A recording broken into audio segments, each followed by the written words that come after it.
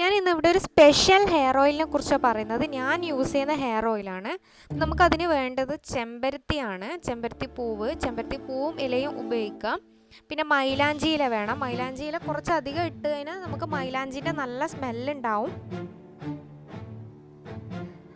പിന്നെ തുളസി ഇല വേണം. പിന്നെ അതിൻ്റെ കൂടെ കറിവേപ്പില കൂടി നമുക്ക് ആഡ് ചെയ്ത് കൊടുക്കാം. പിന്നെ നിങ്ങളുടെ കയ്യിൽ ഉണ്ടെന്നുണ്ടെങ്കിൽ നിങ്ങൾക്ക് ഒലിവ് ഓയിൽ കൂടി ഉപയോഗിക്കാം. ഒലിവ് ഓയിൽ വേണമെന്ന് യാതൊരുവിധ നിർബന്ധവും ഇല്ല.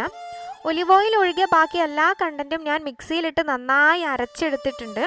ഇതൊക്കെ കൂടി ഞാൻ അടുപ്പിൽ വെച്ച് ഒന്ന് ചൂടാക്കി, കുറച്ചൊന്ന് ചൂടായി വരുമ്പം തന്നെ, വെള്ളം ഉള്ളത് കാരണമാണ്, കുറച്ചൊന്ന് ചൂടായി വരുമ്പം തന്നെ ഞാൻ വെളിച്ചെണ്ണ കൂടി ഒഴിച്ചു കൊടുത്തു.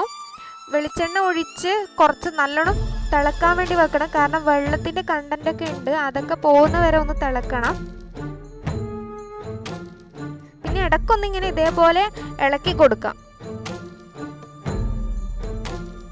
നല്ലോണം തിളച്ചതിന് ശേഷം ഞാൻ അതിൽ ഒലിവ് ഓയിൽ ഒഴിക്കുന്നുണ്ട്.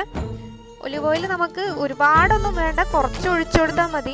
എനിക്ക് ഇഷ്ടമുള്ളതുപോലെ ഞാൻ ഒഴിച്ചു കൊടുത്തിട്ടുണ്ട്. പിന്നെ ഇത് ആറിയതിന് ശേഷം നമുക്ക് ചെറിയ കുപ്പിയിലോ മറ്റോ ആക്കി അരിച്ചെടുത്തിട്ട് ഉപയോഗിക്കാവുന്നതാണ്.